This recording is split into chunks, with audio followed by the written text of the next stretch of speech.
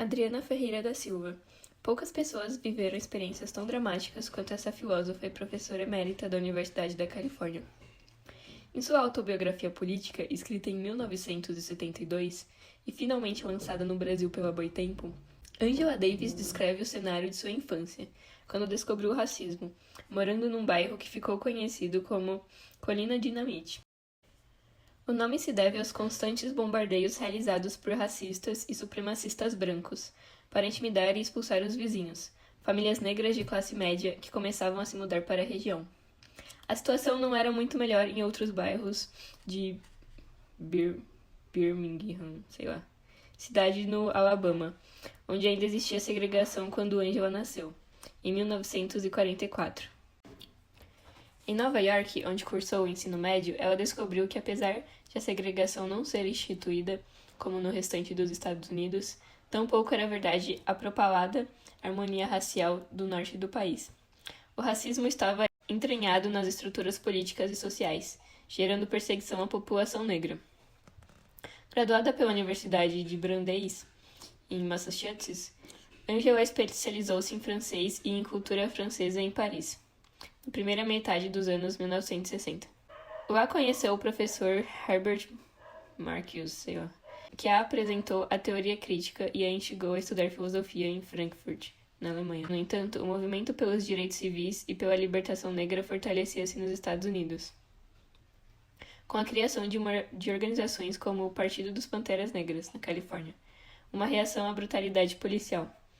Angela decidiu voltar para casa, em 1967.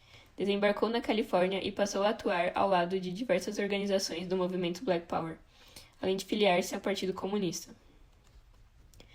Nos começos dos anos 1970, ela estava engajada na luta pela libertação de 3 jovens ativistas, encarcerados na prisão de... Soledade, quando o adolescente Jonathan Jackson, irmão de George Jackson, um dos 3 presos políticos, utilizou uma arma comprada por Angela numa ação que previa o sequestro de um juiz, como moeda de troca pela liberdade dos rapazes. O evento terminou com a morte do magistrado, do próprio Jonathan e de outras pessoas. Como consequência, a ativista foi acusada de sequestro, conspiração e assassinato. À época, eram todos crimes puníveis, com pena de morte, o que a levou a uma fuga de 2 meses. Seu nome foi incluído na lista dos 10 fugitivos mais procurados pelo FBI. A prisão de Angela, em 13 de outubro de 1970, deu início a uma campanha por sua libertação, que levou centenas de milhares de pessoas às ruas no mundo todo.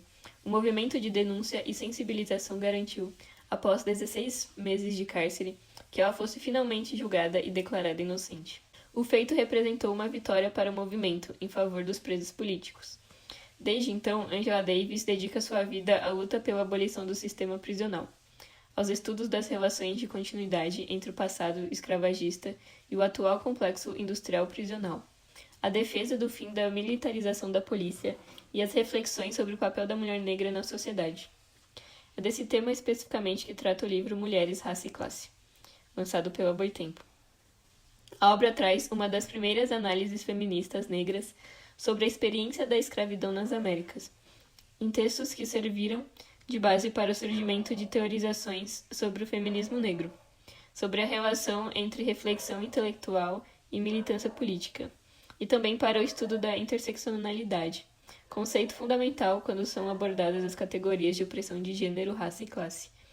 Para a escritora e poeta estadunidense Alice Walker, Angela é a prova de que é possível sobreviver, resistir e superar a força máxima do poder corporativo, o Estado focado na destruição de alguém importante, porque esse alguém inspira a solidariedade coletiva. Angela Davis. Esta é a minha primeira visita a São Paulo. Permitam-me agradecer a Boitempo e ao SESC por terem me convidado para participar do Seminário Internacional Democracia em Colapso. Ao mesmo tempo que esta conferência acontece aqui no Brasil, conversas semelhantes ocorrem nos Estados Unidos, no Reino Unido, nas Filipinas e em outras partes do mundo onde a democracia está sob ataque. Sou especialmente motivada pelas discussões aqui do Brasil, por lembrar que, há não muito tempo, amantes da liberdade ao redor do mundo, inclusive eu mesma, viam o país como nosso farol de esperança. O Brasil não era apenas o país que nos mostraria o caminho em direção à justiça econômica, mas também o que finalmente havia reconhecido a representação falaciosa da democracia racial. Essa terra demonstraria ao mundo como iniciar um processo em direção à igualdade substancial, racial e de gênero. O Brasil era nossa esperança.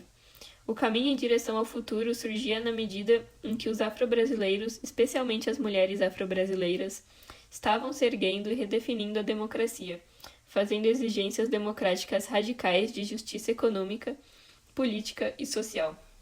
Lembram-se da Marcha das Mulheres Negras contra o Racismo, contra a violência e a favor do bem viver e da boa vida em 2015?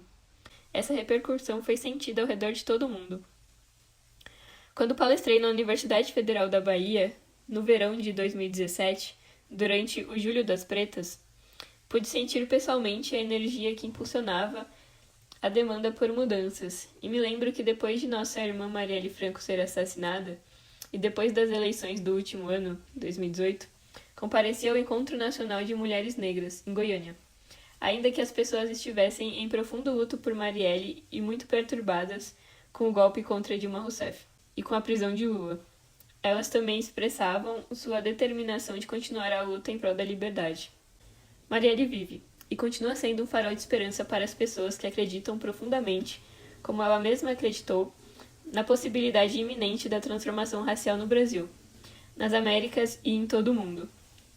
Ela não acreditava que o racismo estava destinado a ser uma característica permanente na sociedade humana. Mesmo com um legado de 500 anos, o racismo pode ser abolido. Vocês devem saber que, por razões políticas, sempre critico a identidade americana referente a nós que vivemos num lugar chamado, desde 1700, de Estados Unidos da América.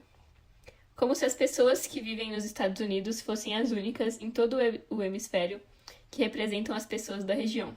Na realidade, se houvesse um país para representar todos os povos da região, este seria o Brasil e não os Estados Unidos.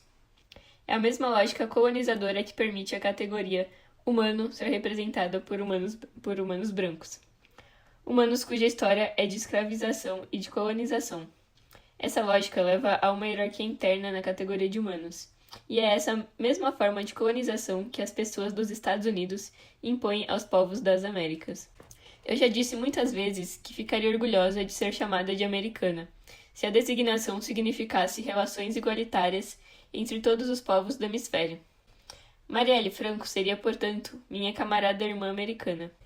Essa América imaginária assume o reconhecimento dos povos indígenas, assume o eventual definhamento do Estado-nação e reconhece que o Estado, formado por uma suposta identidade coletiva natural, é ideológico. Ele está ligado historicamente ao crescimento do capitalismo e de sua burguesia. É por isso que as democracias mais antigas, como a dos Estados Unidos e da França, privilegiaram sempre a classe burguesa branca, mas nem mesmo toda a burguesia branca, pois as mulheres eram excluídas, assim como os homens brancos pobres. Os feminismos negros da região, como os representados pelos legados de Marielle Franco, Luísa Bairros, Lélia Gonzalez, Carolina Maria de Jesus e tantas outras no Brasil, ajudaram a mudar nossa forma de pensar sobre democracia.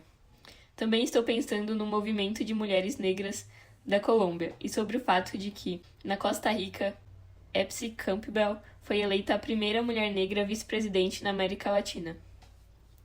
Todos esses feminismos negros nos convocam a reimaginar nossas conectividades, nossas relacionalidades e a perguntar como elas podem se expressar se não estivermos sempre onerados pelas estruturas cada vez mais obsoletas do Estado-nação capitalista. Povos indígenas ao redor das Américas nos lembram continuamente que este não é o mundo que sempre existiu. E como Marx e muitos outros apontaram, se isso não existiu no passado, não há um imperativo interno que insista na permanência da formação do Estado, com seus militares, sua polícia e seus muros fronteiriços. Se isso não existiu no passado, pode não existir no futuro.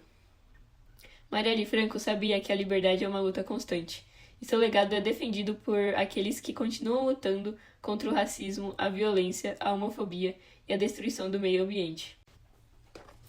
A ativista do Movimento Sem Teto, Janice Ferreira da Silva, Preta Ferreira, foi presa entre 24 de junho e 10 de outubro de 2019. Ela afirmou após sair da cadeia: "O que esse processo me ensinou enquanto sujeito, mulher, negra, militante e pobre é que eu não posso parar. Ensinou que devo continuar." Ela disse mais: não se trata apenas de libertar preta, se trata de libertar pretas. E todo mundo deveria reconhecer que afirmar libertem as mulheres negras significa dizer queremos liberdade para todos. Quando consideramos as lutas históricas das mulheres negras por todo esse hemisfério, reconhecemos que não pode haver democracia sem a nossa participação. E, inversamente, quando as mulheres negras se moveram em direção à liberdade, elas nunca representaram apenas elas mesmas. Representaram todas as suas comunidades negras, indígenas, pobres, comunidades que sofreram exploração econômica, opressão de gênero e violência racial. Quando as mulheres negras se levantam, o mundo se levanta conosco. Essa é a lição importante sobre a luta pela democracia. Uma democracia que exclui pessoas negras não tem nada de democrática. Uma democracia que exclui mulheres negras não tem nada de democrática. Se você quer entender o segredo dos caminhos estabelecidos em direção à democracia, observe os movimentos liderados por mulheres negras. Erga-se com elas, apoie-as e convoque outras pessoas para se unirem a elas. Se fizermos isso, estaremos nos unindo aos movimentos populares que estão realmente destinados a mudar o mundo. A democracia é muito complicada e vai além do processo eleitoral que nos permite escolher representantes políticos. Além disso, historicamente, temos sempre presenciado democracias profundamente falhas. São democracias que estiveram ativamente engajadas com a exclusão, que têm coexistido com a escravidão, com a colonização e com o genocídio indígena. São democracias que coexistem e foram moldadas pela supremacia branca. Enfim, são democracias que tratam o povo indígena como invisíveis. Mas o que estou dizendo? Tudo isso não contradiz completamente o significado de democracia? Não anula sua noção básica? Quem já ouviu falar em uma democracia baseada na exclusão do próprio povo que deveria ser protegido por ela? Uma democracia de supremacia branca? O ponto a que pretendo chegar é que seria um grave erro presumir simplesmente que precisamos voltar a um período anterior à atual presidência, de Donald Trump, nos Estados Unidos da América, e do Brasil, Jair Bolsonaro. O presidente daquele país quer voltar a um passado anterior às leis dos direitos civis, anterior à consciência sobre o assédio sexual e a violência, e anterior à nossa consciência sobre os direitos dos imigrantes. Ele quer anular nossas vitórias de justiça social. O presidente daqui parece se identificar com ditaduras militares e estado policial. Eles querem voltar a um passado no qual os direitos dos negros, dos indígenas e das mulheres simplesmente não eram respeitados. Quero sugerir que seria um grande absurdo presumirmos que a democracia almejada reside no passado. Aqui no Brasil, podemos apontar o momento da ascensão do Partido dos Trabalhadores, que representou novas possibilidades e novos futuros, mas essas esperanças foram dizimadas pelo impacto do capitalismo global.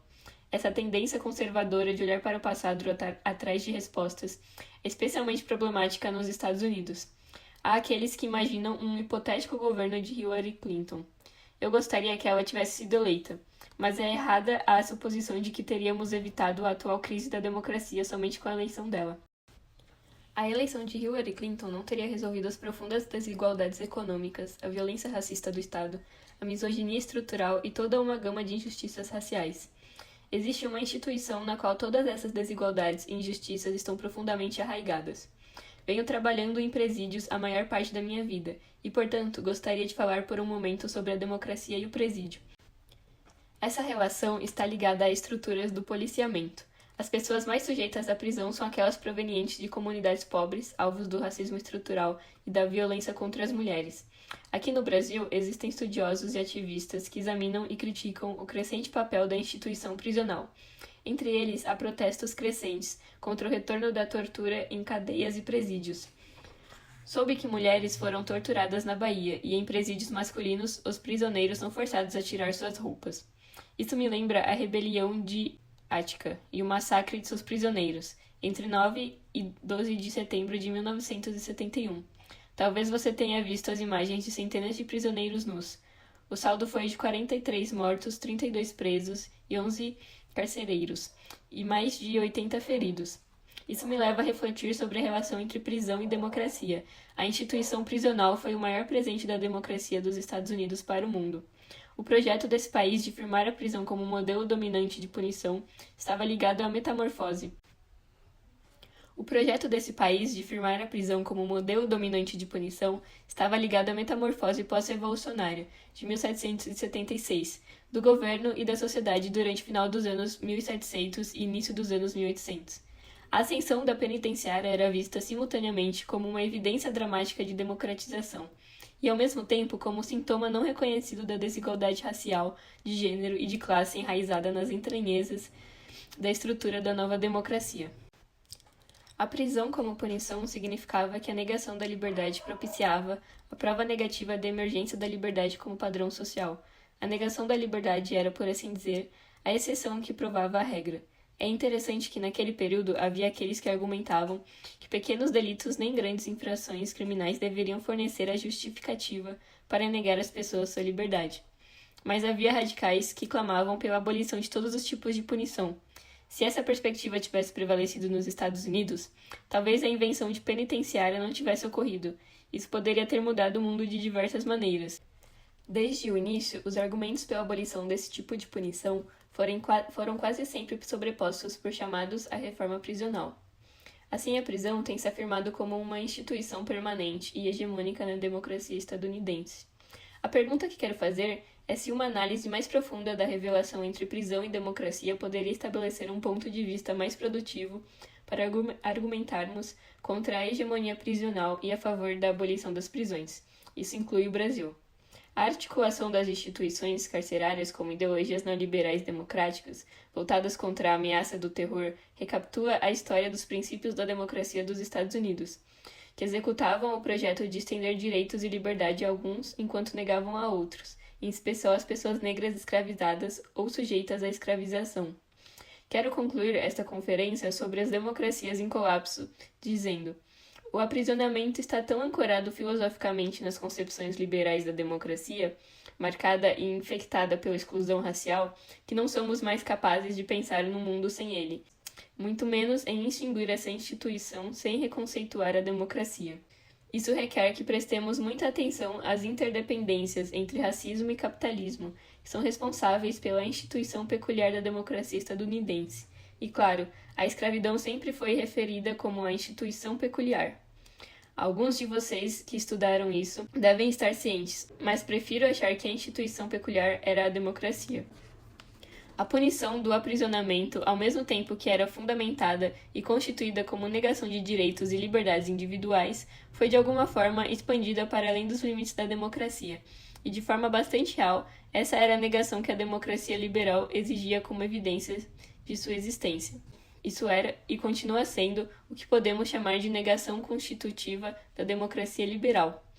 A punição carcerária, ou seja, a punição que consiste na privação de direitos e liberdades, só faz sentido dentro de uma sociedade que supostamente respeita direitos e liberdades individuais. É por isso que a prisão como punição só surge com a democracia capitalista. É preciso sublinhar democracia capitalista, principalmente se quisermos preservar a democracia pela qual lutamos. A democracia que está por vir, a democracia do futuro, que não é a democracia capitalista do passado. Como o sujeito liberal democrático sabe que está livre? Por não estar na prisão, não? Essa negação mostra o valor da liberdade. E nesse sentido, é uma estrutura parecida com a escravidão. Como as pessoas sabiam que eram livres durante a era da escravidão? Elas podiam apontar para os escravos e dizer: eu sou livre porque eu não sou escravo. Hoje em dia dizemos: sei que sou livre porque não estou preso. Existe um persistente fascínio com a prisão. Presídios eram destinados turísticos no século XIX. Em 1858, 10 mil pessoas visitaram uma das principais penitenciárias dos Estados Unidos, a Eastern State. Alguns de vocês devem ter acompanhado a evolução do movimento contra o encarceramento em massa. A mim me parece que o chamado constante pela reforma democrática da prisão é o que mantém essa forma de punição viva até hoje. É o que permite a violência, a tortura e a perpetuação da noção de que a prisão é uma forma permanente de punição. Onde podemos procurar inspiração para as lutas contemporâneas em prol da democracia? Algumas pessoas diriam para procurar na França. Sabemos que a França ocupa uma posição muito importante na história da democracia, não é? Como é o lema: liberdade, igualdade, fraternidade. Mas a França não tem muito a nos ensinar no momento, principalmente quanto à noção de secularidade, noções discriminatórias de secularidade que estabelecem que mulheres muçulmanas não podem comparecer a eventos e espaços públicos usando o véu. Além de casos de escolas que determinaram que o comprimento dos vestidos das garotas poderiam ser transformado em justificativa para a suspensão. Vejamos os Estados Unidos, que se apresentam como a primeira democracia moderna. Não penso, contudo, que ajudem muito. Se pensarmos nas conceituações originais, elas se mostravam tão excludentes que é de se reconhecer que a época do surgimento da democracia nos Estados Unidos era, na verdade, a do surgimento de uma democracia da minoria. Uma democracia que incluía as pessoas brancas, mas não todas as pessoas brancas, porque, como indiquei, as mulheres estavam excluídas. Ao mesmo tempo, os brancos pobres estavam excluídos. Era uma situação de uma democracia da minoria. Mas isso não soa como uma contradição em termos?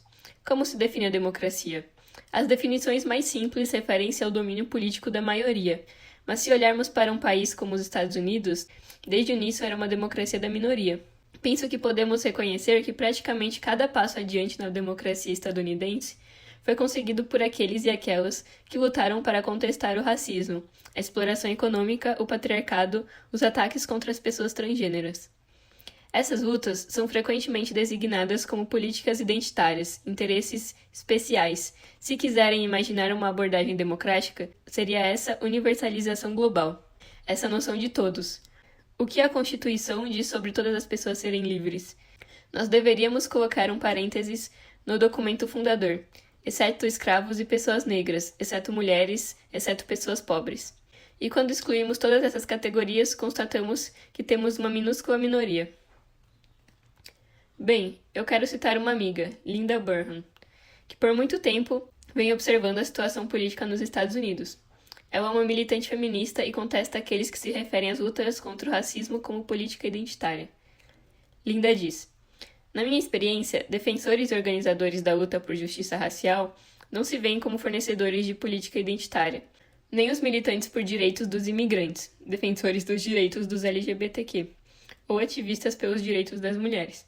Em vez disso, ao lutar pela expansão da democracia para grupos particulares, eles aceleram o motor da renovação e da expansão da democracia para o todo.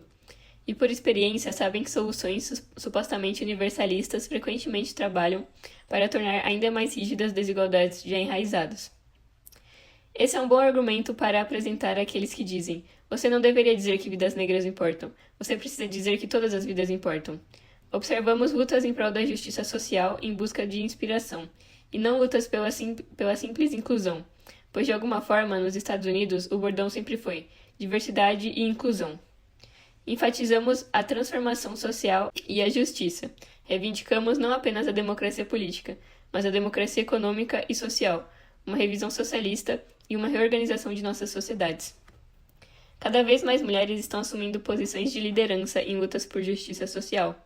Mencionei o Black Lives Matter, que atua nos Estados Unidos. Já visitei o Brasil muitas vezes, sempre fiquei um tanto incomodada, porque sinto como se fosse eu quem devesse representar o feminismo negro. Por que vocês aqui do Brasil precisam procurar essa inspiração nos Estados Unidos? Eu não compreendo. Acho que aprendi mais com Lélia Gonzalez do que vocês jamais aprenderão comigo. Ela estava escrevendo sobre interseccionalidade, antes mesmo de o termo existir. Ela nos convocou a desenvolver novas identidades políticas. Gosto dos termos que ela usa: ameríndio e amefricano. São conceitos amplos e inclusivos, sem serem assimiladores. Meu incômodo vem daí. Creio que nós, dos Estados Unidos, deveríamos estar aprendendo com essa tradição vibrante do feminismo negro brasileiro. E como disse anteriormente, sobretudo por conta do impacto do candomblé e das maneiras como a liderança feminina tem sido cultivada e encorajada. Isso é o que aprendemos com pessoas como a Lélia Gonzalez. Por mais importante que seja desmantelar as estruturas econômicas e políticas que promovem o racismo e a desigualdade de gênero, é importante também quebrar as estruturas ideológicas e culturais, que, por exemplo, legitimam a violência de gênero e o assédio sexual. Há muitas discussões ao redor do mundo sobre violência de gênero. O movimento Me Too, que existe há muito tempo, se eu tivesse tempo falaria das formas com que as mulheres negras, ao menos nos Estados Unidos, e sei que aqui no Brasil também, estiveram envolvidas nessa luta contra a violência por décadas e décadas.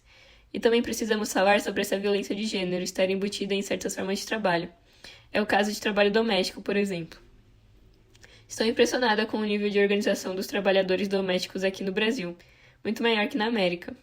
Vale notar que alguns dos líderes do movimento Black Lives Matter vêm dos movimentos dos trabalhadores domésticos estadunidenses. Alicia Garza é um exemplo disso. Também é importante pensar que essa violência está enraizada na instituição do casamento. E claro, isso levaria para outra palestra. Deixarei vocês refletirem a respeito.